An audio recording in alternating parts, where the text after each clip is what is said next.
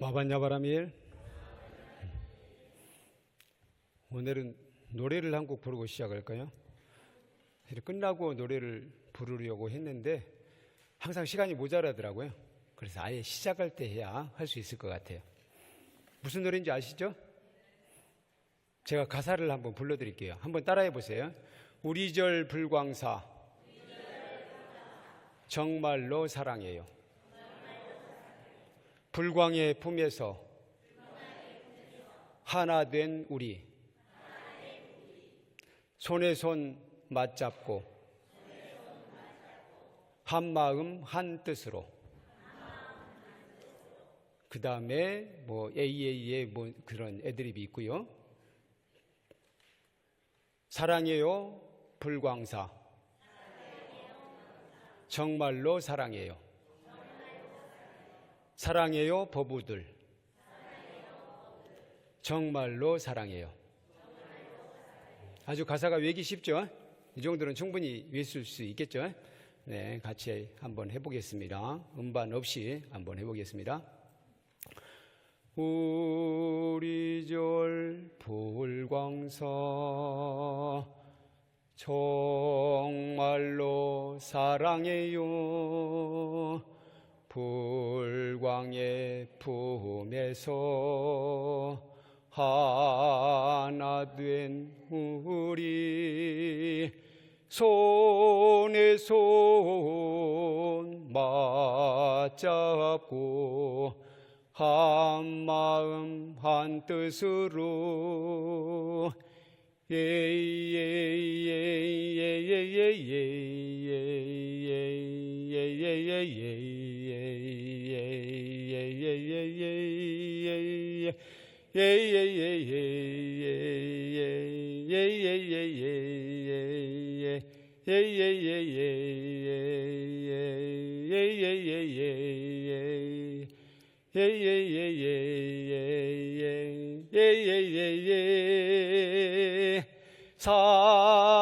사랑해요 불광사 정말로 사랑해요. 사랑해요 법우들 정말로 사랑해요. 노래가 약간 엉터리였죠? 네, 감사합니다. 다음에는 연습해가지고 그 후렴구라고 하나요? 그 부분이 제가 맨날 헷갈려요. 연습을 한번 해보고 들어오려고 하는데 연습을 못하고 바로 들어오다 보니까 계속 틀리는 것 같아요. 그리고 첫 시작이 좀 헷갈리더라고요. 첫 시작이 우리절 불광사 이렇게 하잖아요. 그럼 맞죠? 근데 뭔가 약간 시작을 약간 높게 잡아가지고 좀 안 맞는 것 같아요. 네, 감사합니다. 이렇게 이 노래를 우리 제목을 우리절 불광사라고 하면 될 것 같아요. 제목은 우리절 불광사 또는 불광사 응원가라고 해서 이 노래를 좀 자주 불렀으면 하는 바람입니다. 네, 오늘은 이미 성취된 것처럼 감사하며 기도하자. 네, 우리절 불광사가 이미 아주 잘 되고 있다고 생각하고 감사하며 기도해야 되겠습니다. 먼저 우리 큰 스님 법오록 중에 한 부분을 같이 읽으시겠습니다. 우리 법회보 맨 앞에 나온 부분 같이 읽으시겠습니다. 기도하는 것은 구하는 것을 얻지 못했기 때문에 하는 것인데 어찌 받지 않고도 받은 것처럼 감사하는 것일까? 우리의 소망은 진리에서 싹튼다. 우리의 깊은 마음에서는 기도와 동시에 이미 이루어졌다. 그것이 우리의 현상에 드러나기까지는 과정과 시간이 따른다. 네, 우리 큰 스님께서는 우리가 기도하는 순간, 기도를 시작하는 순간 그 기도하는 마음이 정당하다면, 바르고 청정하다면 그 기도는 이미 이루어졌다고 말씀하십니다. 다만 그것이 우리의 삶의 현상으로 나타날 때까지는, 또 잠깐 다른 말로 한다면 현장에 나타나기까지는 좀 시간이 걸릴 뿐이다 라고 말씀하십니다. 그래서 기도하는 순간 미리 감사하는 마음으로 해야 된다. 우리는 그렇게 하지 않잖아요. 마지막까지 막 조마조마하잖아요. 그렇지 않습니까? 마지막까지 조마조마한 마음으로 가슴 졸이면서 기도를 하게 되는데 우리 큰 스님의 기도 원리는 그게 아니에요. 처음부터 환희의 참 마음으로 기도하라, 이겁니다. 사실 이 한마디면 오늘 본문은 다 끝났어요. 그냥 끝내버릴까요? 그래도 주어진 시간을 약간 채우고 내려가겠습니다. 바로 환희의 참 마음으로 기도한다면 그 기도는 이미 이루어졌다고 말씀을 하십니다. 왜 그러냐면은 밝은 마음으로 기도할 때 그 밝은 마음 속에 기도의 성취의 원리가 있다는 거예요. 그런데 이미 기도가 이루어졌다고 생각하고 환희의 참 마음으로 기도하게 되면 아주 밝은 마음이잖아. 밝은 마음이기 때문에 당연히 기도 성취가 그 안에 담겨 있다는 겁니다. 그런 점에서 큰 스님께서 기도를 시작할 때 성취되었다라고 생각하고 감사하는 마음으로 기도하라라고 말씀하셨던 것입니다. 기도라는 것은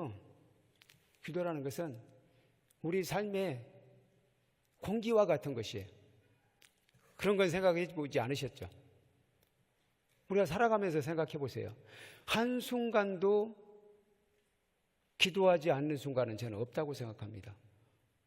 어떤 경우에도 내가 행복해지기를 바라는 마음으로 제가 이렇게 손짓 하나 하는데도 사실은 내가 행복하기를 또는 내 얘기가 우리 법부 형제님들께 잘 전달되기를 하는 바람으로 제가 손이라도 이렇게 들고 있는 거지 아무 뜻 없이 이렇게 들지는 않는다는 거예요.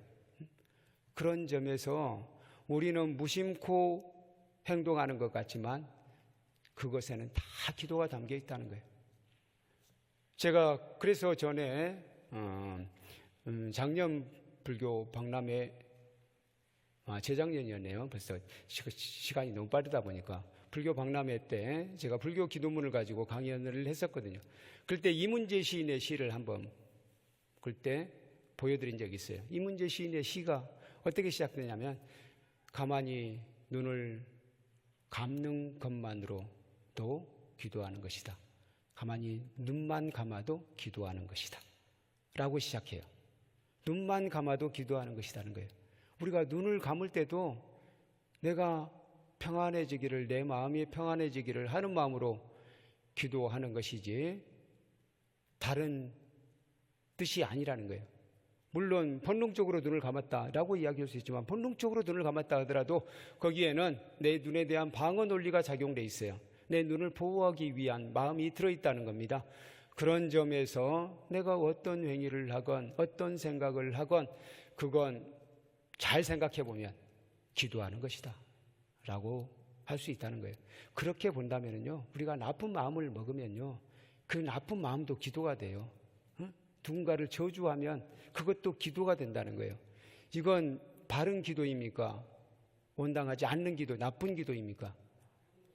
당연히 나쁜 기도이죠. 남이 잘못되기를 바라는 것, 이런 건 잘못된 거잖아요. 그런데 우리는 그런 경우 많다는 거예요. 막 가다가 꼬꾸라져 버려라. 그런 마음을 먹는다면 이건 나쁜 기도라는 거예요. 그래서 이런 기도를 하지 않아야 된다는 거예요. 그래서 항상 우리는 좋은 마음을 가져야 되고 청정한 마음을 가져야 되고 따뜻한 마음, 자비로운 마음을 가져야 됩니다. 그래야 나와 내 주위가 다 밝아지고 행복해진다는 겁니다. 이 원리를 우리는 잘 생각해야 돼. 항상 우리는 기도하고 있다. 한시라도 기도하지 못하게 한다면요, 살 수 없어요, 사실. 어린아이가 무심코 하는 행위, 어린아이가 기어가는 행위, 우는 행위, 이것들도 다 기도입니다. 어린아이가 운다면 뭔가를 바라는 것이에요. 어린아이가 기어 나와서 문을 득득 긁었다. 그러면 밖으로 나가고 싶다는 거예요. 그것도 일종의 기도라는 거예요.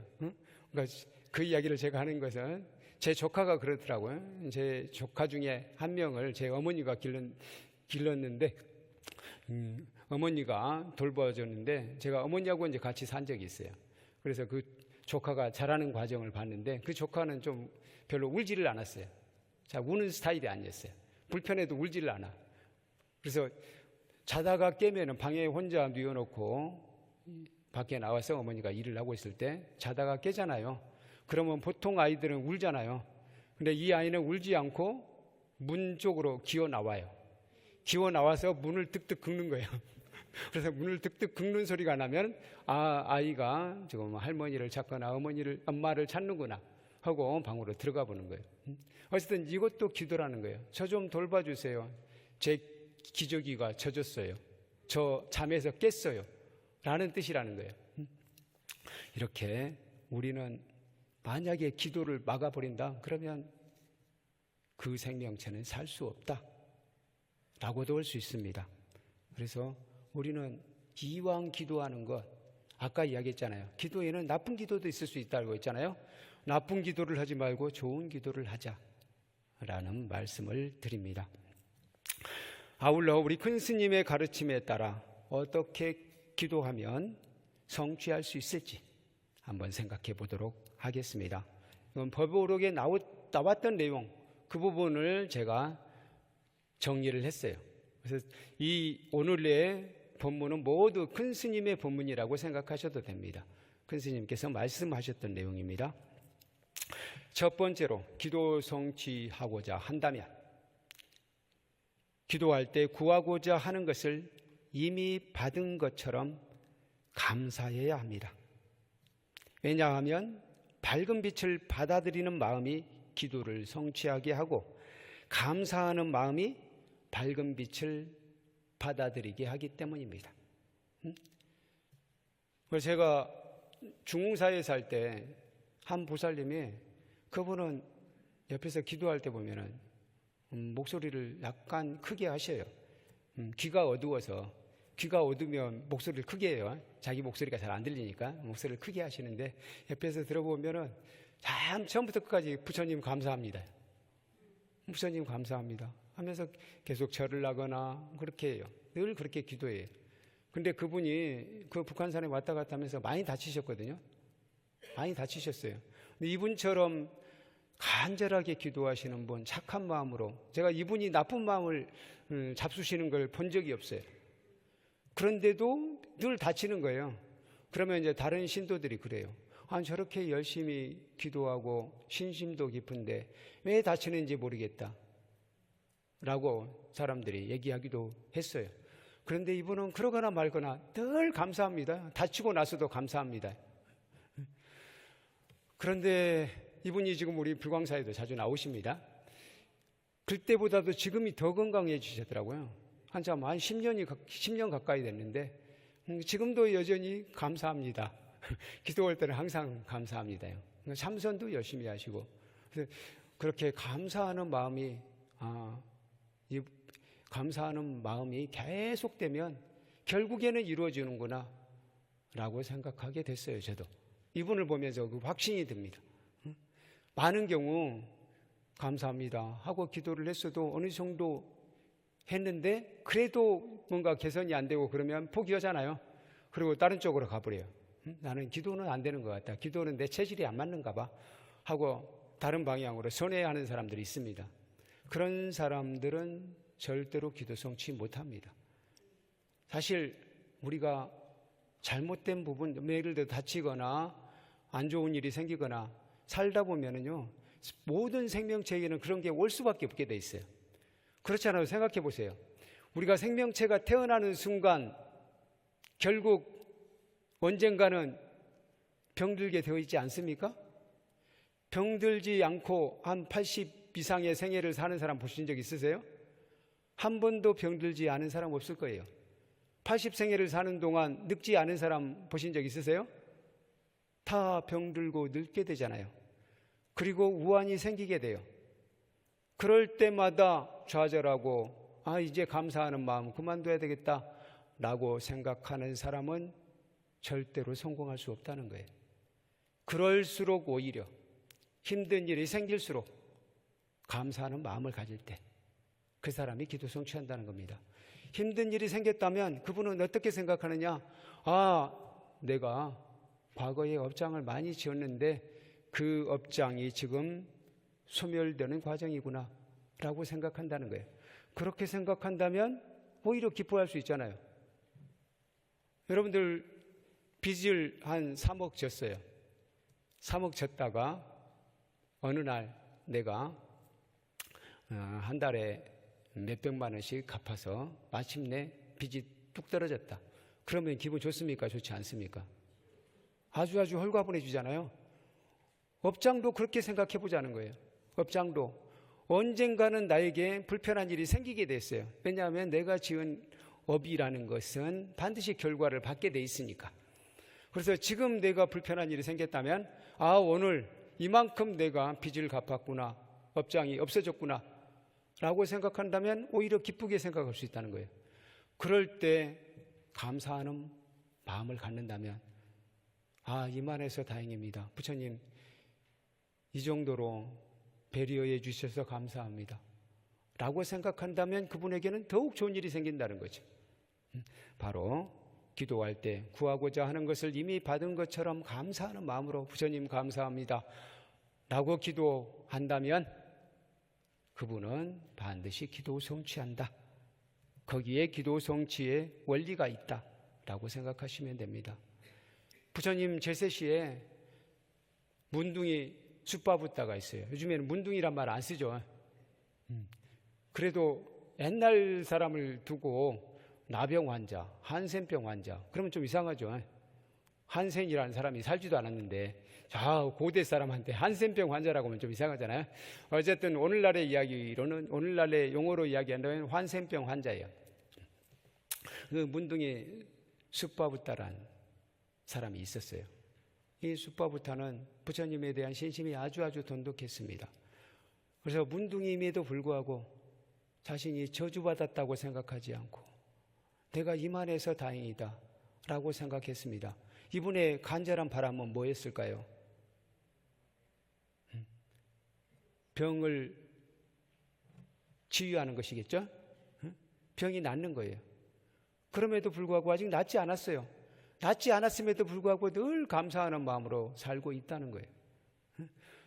근데 이분이 부처님 법문을 듣다가 어느 날 수다원가를 성취했습니다. 수다원가를 성취해서 아주 환희로웠어요. 그래서 부처님께 말씀드리고 싶어. 그런데 미처 말씀을 못 드렸어요.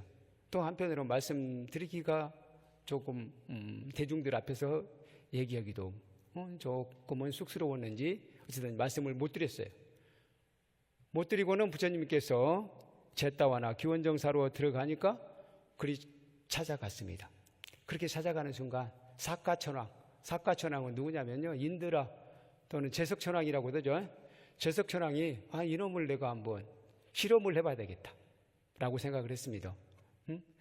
이분이 지금 부처님을 찾아뵈려고 하는데 내가 부처님을 지키는 입장에서 이 친구를 실험해봐야 되겠다 라고 생각합니다. 그래서 사가천왕이 딱 숫바부터 앞에 나타나요. 숫바부터 앞에 나타나서 이렇게 이야기합니다. 숫바부타요, 네가 내가 하라는 대로 하게 되면 내가 너의 병을 낫게 해주겠다 라고 이야기해요. 뭐라고 하냐면은 부처님은 가짜다. 부처님 법도 가짜다. 부처님의 승가도 가짜다. 부처님이라고 하지 않고 붓다라고 해야 되겠네요. 붓다는 가짜다. 붓다의 법도 가짜다. 붓다의 승가도 가짜다. 이렇게 한마디 하면 내가 네 병을 낫게 해주마. 그 말 한마디 하는 거 어렵지 않지 않느냐? 한번 해봐라. 그래요. 그러니까 숫바부타가 당신은 누구요? 나는 사가천왕이다. 너희들 병쯤은 간단히 고칠 수 있는 존재다 라고 이야기해요. 당신이야말로 아주 어리석구려. 천왕이라면 현명할 줄 알았더니 아주 어리석습니다. 내가 그런 말을 당신이 요구한다고 해서 할 것 같습니까? 라고 이야기해요. 그러니까 사가천왕이 다시 이야기해요. 너는 지금 문둥이인데다가 아주 가난하지 않느냐? 너희 문둥병 고쳐줄 뿐만 아니라 너를 아주 부유하게 만들어주겠다. 그래도 안 하겠느냐? 라고 얘기해요. 그러니까 숫바부타가 나는 이미 부유합니다. 당신은 나를 가난하다고 이야기할지 모르지만 나는 이미 부자입니다. 나는 병에 대해서 개념치 않습니다. 라고 이야기해요. 내가 가지고 있는 재산 한번 얘기해 볼까요? 라고 이야기합니다. 그러면서 자기 재산을 얘기해요. 그 부분은 같이 한번 읽어보실까요? 그 부분은 밑줄을 안 그어놨습니다. 왼쪽에 밑에서부터 하나, 둘, 세 번째 부처님 제세시라는 문단이 있죠. 거기에 숫밥, 거기 많이네요. 그 다음이네요. 그 다음 밑에서 두 번째 문단입니다. 그러자 숫바부타가 말했다. 숫바부타 찾으셨죠? 그 다운표 안에 있는 내용만 같이 읽어보시겠습니다. 당신이야말로 참으로 어리석군요.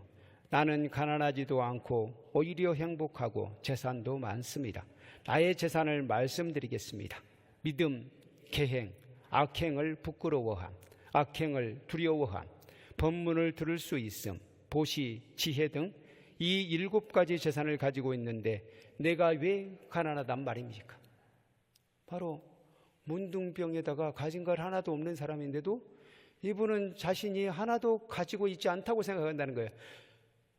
자신은 부처님에 대한 믿음이 돈독하다는 것, 이것만으로도 이미 재산을 가지고 있다고 생각합니다. 그리고 이분이 재산이 뭐라고요? 믿음이에요. 부처님에 대한 믿음이 재산이고, 계행을 지키는 것, 착하게 사는 것, 그것 자체가 재산이라고 이야기합니다. 악행을 부끄러워할 수 있는 것, 이것도 재산이라고 얘기해요. 악행을 두려워하는 것도 재산이라고 생각합니다.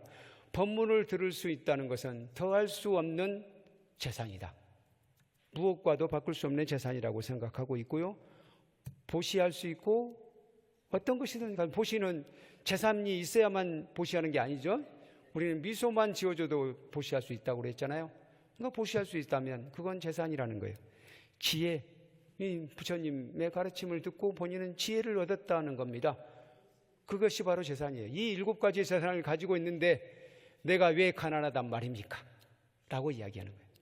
그러니까 사카천왕이 당연히 항복할 수밖에 없죠. 그래서 이 숫바부타는 부처님께 나아가서 제가 수다원가를 성취하였습니다. 라고 말씀을 드리고 돌아갑니다. 이분에게는 이제 좋은 일만 있었겠죠? 아니었어요. 이 숫바부타는 돌아가는 중에 암소에게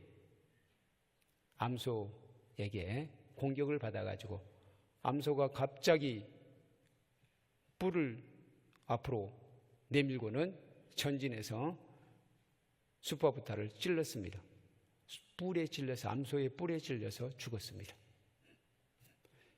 이 숫바부타가 죽은 이유는 뭐냐? 과거의 업장 때문이었어요. 과거에 어떤 일이 있었냐면요. 과거 전생에 이 숫바부타가 자기 친구들 3명하고 그때는 이 숫바부타가 전생에 좀 방탕했었나 봐요. 네 명이 놀러 가기로 했어요. 놀러 갈 때 기생을 한 명 끼고 가기로 했습니다. 기생을 불렀어요. 기생을 불러서는 같이 즐겁게 놀았어요. 즐겁게 놀고 이 기생에게 당연히 돈을 상당히 주기로 했겠죠. 근데 막상 나중에 돈을 주려고 하니까 돈이 아까워. 그래서 내 친구가 공모합니다. 공모를 해서 우리 이 기생을 지도새도 모르게 죽여버리고 우리 그냥 가자. 일단 땅에다 묻어버리고 가자. 여기에 누구도 볼 사람이 없다. 이게 아주 한적한 곳이어서 그러니까 우리는 즐겁게 놀았으니까 이 기생을 죽이고 그냥 가자. 라고 한 거예요. 그래서 이 기생을 죽이고 매장을 해버리고는 간 거예요. 그래서 이 기생이 앙심을 당연히 품었겠죠. 앙심을 품고는 다음에 여자 귀신으로 나타나. 야크샤라고 아시죠? 야크샤의 여성형은 야킨입니다. 야킨이로 태어난 거예요. 야킨이로 태어나서 야킨이는 아주 힘센 존재예요. 변신도 할 수 있는 존재입니다. 이 야킨이가 암소로 변신해요. 암소로 변신해가지고 그 4명의 청년의 후생들 후생 중에서 문둥이 숫바부타도 있고 다른 3명도 있는데 이들을 차례대로 연쇄살인했어요. 그래서 숫바부타는 죽었습니다. 그러면 숫바부타는 어디로 갔을까요? 지옥으로. 그때 부처님 제자들이 부처님께 여쭤봅니다. 부처님, 그럼 숫바부타는 어디로 갔습니까? 라고 이야기하니까 부처님께서 말씀하십니다. 숫바부타가 문둥병에 걸린 내력부터 말씀을 하셔요. 숫바부타가 보니까 전생에 꼭 좋은 일만 한 건 아니에요. 나쁜 짓을 또 한 것이 있어요. 그건 뭐냐? 벽지불의 얼굴에 침을 뱉은 적이 있어요. 벽지불을 모욕하고 벽지불의 얼굴에 침을 뱉었어요. 그래서 문둥병 환자로 태어난 것이고요. 그리고 아까 이야기했듯이 그 기생을 죽인 대가로 결국 그 암소의 뿔에 받쳐서 죽게 되었어요. 그럼에도 불구하고 숫바부타는 바로 수다원가를 성취했고 또 이미 아주 좋은 마음을 먹었잖아요. 그래서 상당 부분의 악업은 그 업장은 소멸되었기 때문에 도리천에 태어났다고 합니다. 도리천 천상에 태어났다고 부처님께서 말씀을 해주셨습니다. 숫바부타 그렇잖아요. 숫바부타가 간절히 원하는 것은 본인이 부유해지는 것도 있을 것 같고 그리고 문둥병으로부터 해방되는 것이었어요. 그런데 이분은 자신이 문둥병에 걸렸다는 것, 나병 환자라는 것에 대해서 전혀 개의치 않고 이미 나는 부처님 법문을 들으면서 이미 나는 은혜 받았다라고 생각한 거예요. 나의 병은 아무것도 아니다라고 생각했습니다.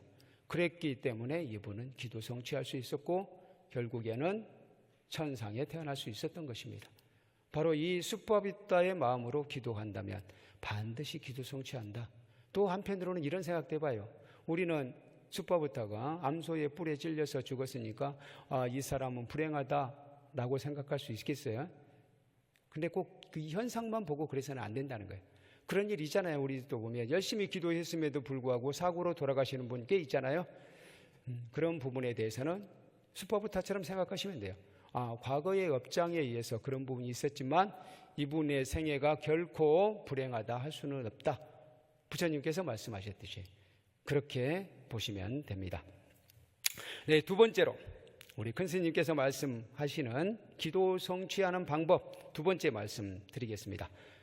둘째, 기도는 관념이 아니라 행동이며 실천임을 알고 보시를 실천해야 합니다. 기도는 결코 관념이 아니래요. 행동이며 실천이래요. 그래서 기도한다는 것은 가만히 보면 우리는 법당에서 기도하는 것만으로 얘기하잖아요. 사실 엄밀히 말하면 그것만 한다면 실천이라고 할 수 없어요. 기도는 좀 더 차원이 높아져야 돼요. 최소한 보시나 봉사로 이어져야 됩니다. 좋은 일로 이어져야 돼요. 그때 비로소 실천했다고 할 수 있어요.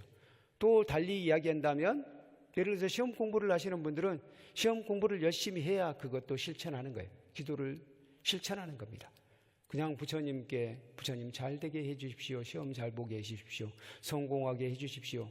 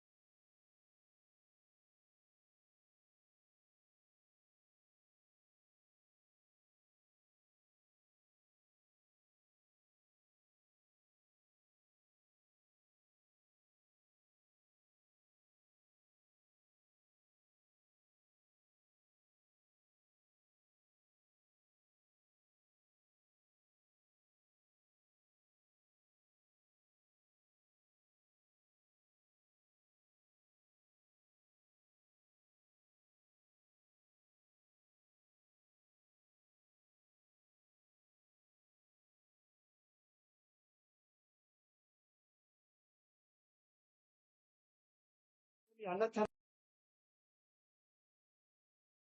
나타나도 그럴수록 더욱 감사하는 마음이어야 된다. 그리고 어떻게든 남을 돕겠다고 생각하고 이번에는 봉사하는 마음을 내자. 아까 두 번째는 도시하는 마음을 내자 했는데 이번에는 봉사하는 마음을 내자 하는 것입니다. 봉사하는 마음을 내게 되면은 착한 인연에서는 착한 과보가 따른다고 얘기하잖아요. 착한 인연을 지으면 착한 결과를 얻는다. 선인성과 악인악과 이걸 우리는 굳건히 믿고 있잖아요. 그래서 일시적으로 그런 게 아닐지라도 일시적으로 그런 게 아닐 경우는 어떻게 생각하자고요? 법장수매라는 과정이라 생각하고 반드시 언젠가는 선한 인연을 지으면 반드시 선한 과보를 얻는다는 것을 믿고 실천하자. 공사를 실천하자 하는 것입니다. 작은 일이라도 남을 돕는 데 앞장서자 라는 말씀을 드립니다. 네 번째, 습관적으로 감사의 기도를 올립시다. 습관적으로 올릴 필요가 있어요. 아까도 이제 그분 말씀을 드렸지만 그분은 한번 옆에서 중얼거리는 걸 잘 들어보면 다 부처님 감사합니다. 습관적으로 해요. 이분이 보면은 기도하지 않을 때도 감사합니다라는 말을 늘 하더라고요. 이건 거의 습관이 된 거예요. 감사하는 마음이 습관이 된 정도로 우리는 감사하는 마음을 가질 필요가 있어요. 감사합니다. 부처님 감사합니다. 하루를 딱 일어나면 그런 말부터 한번 해보세요. 일어나자마자 부처님 감사합니다. 내가 무사히 일어나게 되어서 감사합니다. 내가 건강하게 일어나게 되어서 감사합니다. 이런 마음을 가지게 되면요. 당연히 하루가 즐겁게 돼요. 아우 힘들어 죽겠네. 라는 말로 시작하잖아요. 그거 진짜 힘들어 죽겠어요. 하루가. 그런 경우 많잖아요. 저도 옛날에 그 말이 약간 저도 입에 좀 뱄었어요. 아우 힘들어 죽겠네. 그 말이 입에 밴 적이 있어요. 그래서 그 말을 끊기 위해서 좀 예를 썼어요. 나중에. 근데 지금은 항상 저는 감사합니다를 일어납니다. 아침에 딱 일어나면 부처님 감사합니다. 조금 몸이 불편해도 부처님 감사합니다로 시작하면 하루가 진짜 감사하는 마음으로 채워지더라 하는 것입니다. 네 번째는 부처님 감사하다는 말로 공부를 시작해보자 하는 것입니다. 그래서 교수님께서는 그렇게 말씀하셔요. 나의 몸 하나만으로도 감사할 일이 넘친다. 생각해보면 우리 큰 스님은 굉장히 병약하셨잖아요. 그래서 어떻게 보면은 그 당신의 병약한 몸을 원망하실 수도 있었어요. 근데 그런 마음 전혀 없이 내가 이렇게 불편한 몸이지만 많은 이들의 앞에서 법문을 할 수 있어서 감사하고 또 글을 쓸 수 있어서 감사하다. 책을 낼 수 있어서 감사하다. 그렇게 함으로써 당신의 일을 다 완수하셨잖아요. 그래서 우리가 가지고 있는 조건에 대해서 따지고 들다 보면 누구도 만족할 수 없습니다. 누구도 완벽하게 만족할 수 없어요. 결국에는 아무리 뛰어난 훌륭한 몸을 가지고 있어도 그건 늙게 마련이기 때문에 그보다 더 뛰어난 사람이 나중에 나오게 돼 있어요. 신기록은 항상 쟁취되잖아요. 올림픽 신기록, 세계 신기록 계속 쟁취되지 않습니까? 결국에는 무너지게 돼 있어요. 그래서 그 부분에 대해서 불만을 갖기 시작하면 한이 없다는 겁니다. 가만히 보면은 의외로 성취 많이 한 사람들이 더 좌절 높은 경우도 많아요. 그러니까 성취가 작은 사람은 욕심도 작아서 그렇게 좌절을 높이지 않는데 크게 성취했던 사람이 좌절하는 경우도 많거든요. 그래서 우리는 어떤 경우에도 나의 몸, 내가 불편하더라도 아까 본중의 수법보다도 감사하는 마음이었잖아요. 이렇게 감사하는 마음, 어떤 조건일지라도 감사하는 마음을 갖자. 부처님 법문을 듣고 바른 생각을 하고 믿을 수 있다는 것, 이 자리에 와서 호곡법회에 참여할 수 있다는 것, 그것만으로도 감사하잖아요. 그것만으로 충분히 감사할 일입니다. 우리가 진짜 병이 들어서 병원에 입원해 보면 그걸 느끼잖아요. 그것만으로 충분히 감사할 일. 여기 나올 수 있다는 게 그렇게 감사할 일일 수 없어요. 그래서 지금 이 순간 매사에 감사하자. 말씀을 드립니다. 다섯 번째, 진정 중요한 것은 어떻게 보면 마지막이 제일 중요할 줄 몰라. 오직 기도할 뿐, 기도할 수 있음에 감사할 뿐, 그 결과에 대해 집착하지 않습니다. 그 결과에 대해서 집착하지 않습니다. 그 결과를 생각하다 보면요, 나중에 실망하잖아요. 실망하는 마음 금방 그게 업장이 됩니다. 우리는 마음도 업장이라는 거 아시죠? 우리 업장, 업을 세 가지로 나누잖아요. 신업, 부업, 위업. 이렇게 이야기하잖아요. 마음, 생각만으로도 이미 우리는 업을 지는 거예요. 그 업의 과보를 받게 돼 있어요. 그래서 집착하지 않는 태도 필요해요. 집착하는 마음 갖고 있으면요. 안 됐을 때 금방 원망하는 마음이 생긴다는 거예요. 내가 대학 합격에 막 집착을 하잖아. 안 됐다 그러면 원망하는 마음이 생겨요. 원망하는 마음 속에 이미 업장이 들어있어요. 그 업장을 이미 짓고 있는 거예요. 그래서 집착하지 않는 겁니다. 제가 운동선수를 많이 예를 듭니다. 실제로 진짜 뛰어난 선수들은 집착으로부터 잘 벗어나는 선수가 뛰어나요. 그래서 내가 바둑기사 이창호를 가끔 이야기하는데 이창호의 별명이 뭡니까? 돌부처예요. 돌부처. 돌부처라고 한 이유는 이분은 변하지 않는 거예요. 유리할 때나. 유리할 때나 변하지 않아. 얼굴색이 변하지 않아. 얼굴도 색깔도 똑같아. 그래가지고 상대방이 자신이 조금 유리한 것 같은데 이창호를 보면 얼굴색이 하나도 안 변하니까 내가 비린 것 같은데 저 사람이 별명이 신산 아니에요? 신산이 뭔 뜻인지 아세요? 신산, 계산을 신처럼 잘한다는 뜻이에요. 계산을 신처럼 잘해서 반집 이창호가 나중에 보면은 돌을 던졌어. 얼마 안 많이 남았다고 생각했는데 돌을 던졌어요. 이창호가 나중에 왜 던졌느냐 나중에 펴서 보니까 자기가 아무리 최선을 다해도 반집을 지게 돼 있더라고요. 그걸 계산하고 그냥 던져버렸어요. 그래서 그렇게 이 사람이 계산을 잘해. 그러니까 상대방이 그 얼굴을 보고 아무래도 내가 지고 있는 것 같아. 그래서 조금 더 세게 나가야 되겠어. 그래서 무리수를 들어가서 쳐도. 이창호한테 그런 식으로 진 사람 엄청 많습니다. 자기가 유리한데도 불구하고 무리수를 둬서 진 사람 많아요. 이창호가 그래서 돌부처였어요. 근데 이창호도 나이가 드니까요. 그 돌부처가 안 되더라고요. 마음이 흔들리더라고요. 나이가 드니까 이게 혈압도 오르고 얼굴도 벌개지고 그렇더라고요. 참 희한했어요. 그래도 나이가 30대 이상이 되니까 제 실력을 발휘하지 못했습니다. 오히려 20대까지 그야말로 마음이 부동이었어요. 그 부동하는 마음이 어디서 왔느냐? 가만히 보니까 그 스승과 경쟁했기 때문이에요. 이창호의 스승이 누굽니까? 조훈현이잖아요, 조훈현. 자기 스승이에요. 그래서 스승을 이겼잖아요. 스승을 늘 이겼었는데, 그 스승하고 같이 살았습니다. 조훈현 집에서 같이 살았어요. 그래서 그 두 분의 시합이 있는 날은 그 부인이 맞이할 때 그 두 사람의 표정을 보면 알 수 있었다. 그 이창호의 표정이 밝잖아요. 그러면 누가 이긴 거예요? 아니요. 조훈현이 이긴 거예요. 이창호 표정이 무표정이잖아요. 그러면 누가 이긴 거예요? 이창호가 이긴 거예요.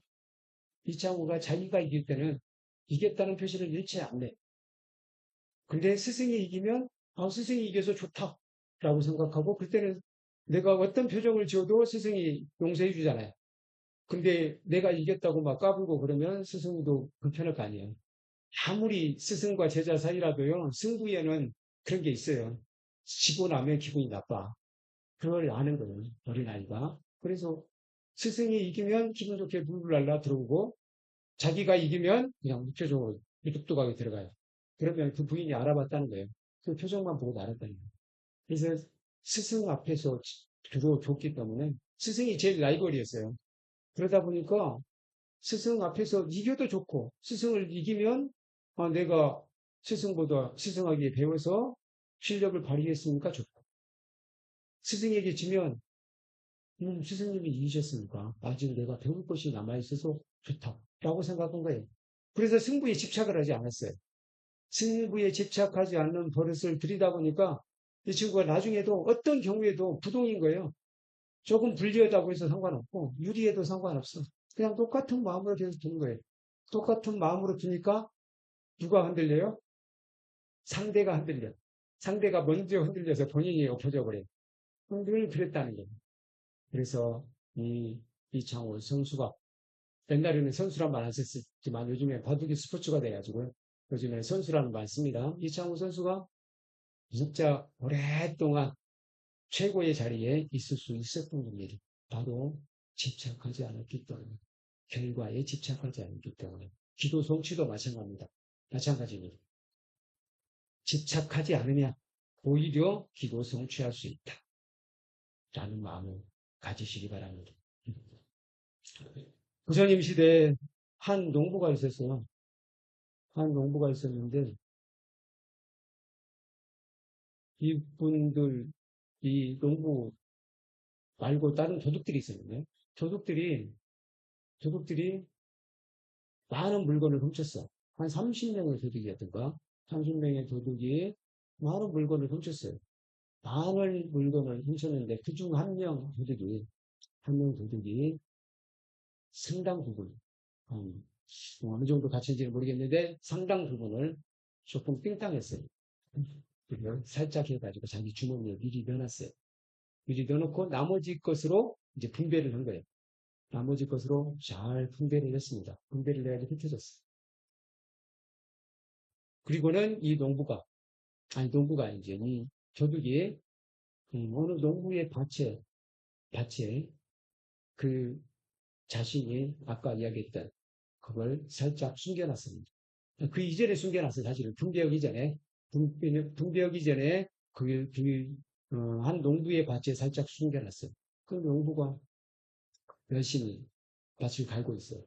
근데 그때 부처님과 안한존자가 그 길을 지나가게 됐어요. 그 길을 지나가다가 부처님께서 뭐라고 하셨냐면 그 보배였습니다. 그 보배를 보고 부처님께서 저기 격사 한 마리가 있다 라고 말씀을 하셨어요.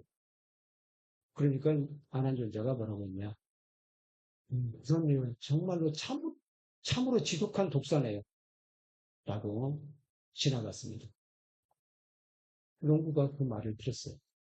농부가 부처님께서 뭘 보고 독사라고 했나, 어떤 독사가 있나고 가까이 가서 봤더니 바로 그 보배가 있는 거예요. 그래서 농부가 이걸 부처님이 보시기에는 독사인가 하다 라고 생각하고 이걸 살짝 흙으로 덮어놔야 되겠다 라고 생각하고 흙으로 덮어놨어요. 그리고는 이제 물건을 잃어버린 주인들이 그 물건을 찾게 되잖아요. 돈을 찾게 됩니다. 그래서 이 관아에서 그 도둑들의 발자국을 따라서 오다 보니까 그 농부의 밭까지 왔어. 농부의 밭까지 왔고 또 그 보석이 있는데도 발자국이 나 있어요. 그래서 그 보배 있는 데로 가서 보배를 찾게 됩니다. 보배를 찾고는 그 논에 살짝 덮어놨으니까 그 농부를 잡아요. 그래서 너는 밤만 가는 줄 알았더니 몰래 도둑질됐구나 라고 하고는 관아에 잡혀갑니다. 관아에 잡혀가서 누가 바로 도둑질을 했지? 라고 합니다. 그러니까 이분이 대답을 안 해요. 대답을 안 하고 부처님을 열심히 생각하면서 부처님 말씀을 반복합니다. 저기 독사 한 마리가 있구나. 그러면 안한존자가 이렇게 이야기합니다. 그렇습니다. 참으로 지독한 독사입니다. 이 말만 반복을 하는 거예요. 근데 그때 그 관청에서 임금님이 사형 선고를 내립니다. 바로 사형을 집행하도록 하여라 라고 이야기합니다. 그래서 사형장까지 가요. 사형장에서도 역시 그 말을 계속하는 거예요. 그 말을 계속하니까 사람들이 좀 이상하게 생각해요. 이 친구는 뭔가 자신의 변명을 하거나 그러지 않고 이 말만 하는 것이 이상하다라고 이야기합니다. 아무래도 이상해서 임금님을 왕을 불러요.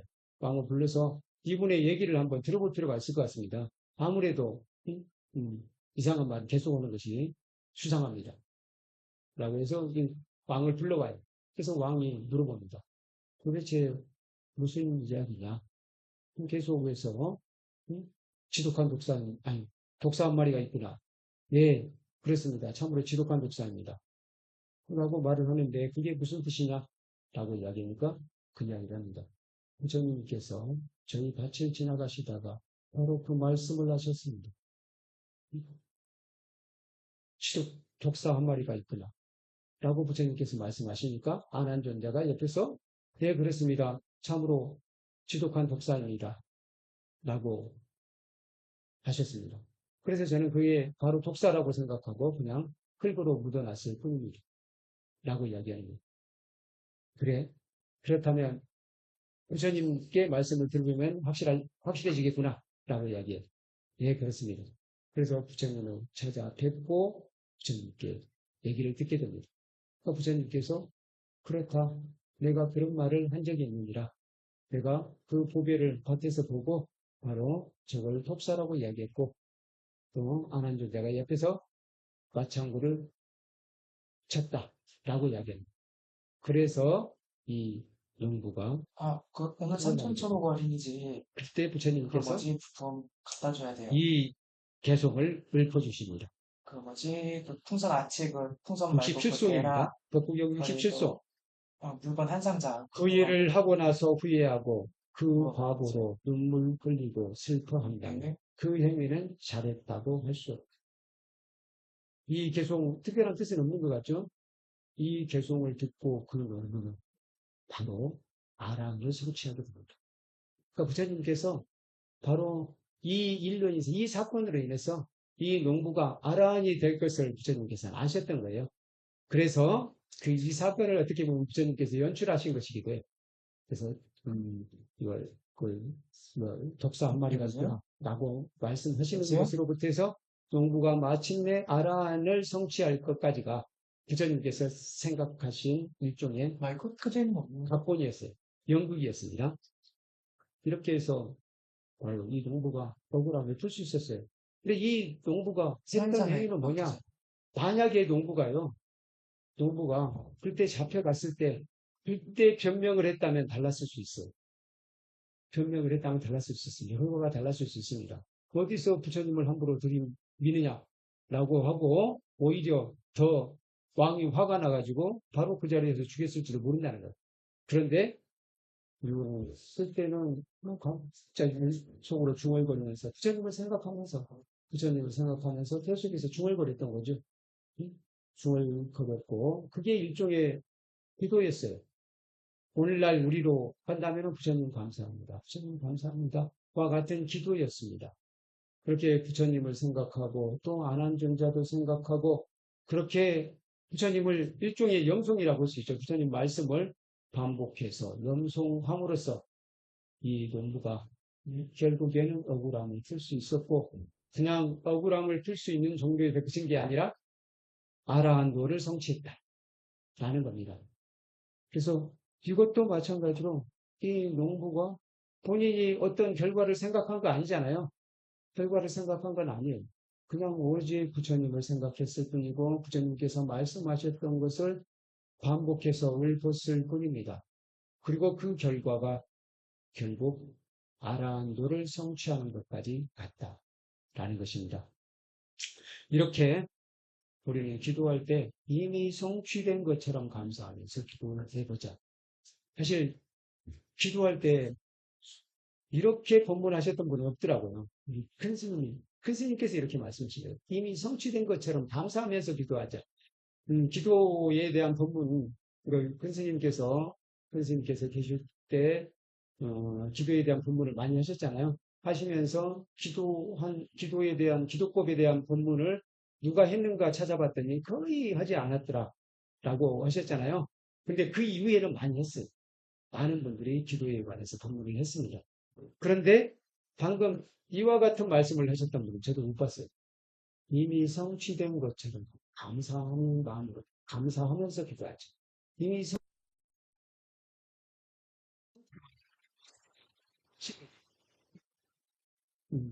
바르게 기도하자, 정성을 다해 기도하자 이런 말씀을 많이 하셔요. 그런데 이미 성취된 것처럼 감사하면서 기도하자 이런 말씀은 큰 스님이 유일하신 것 같아요.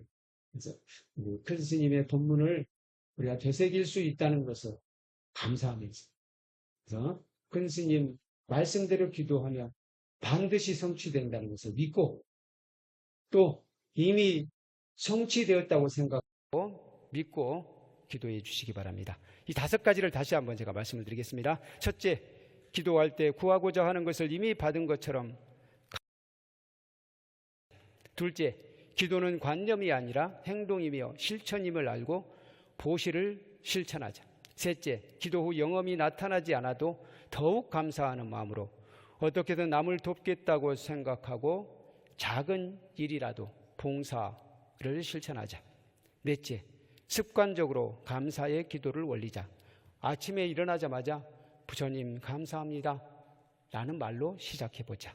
다섯째, 오직 기도할 수 있음에 오직 기도할 뿐, 기도할 수 있음에 감사할 뿐, 그 결과에 대해 집착하지 않으면서 기도하자.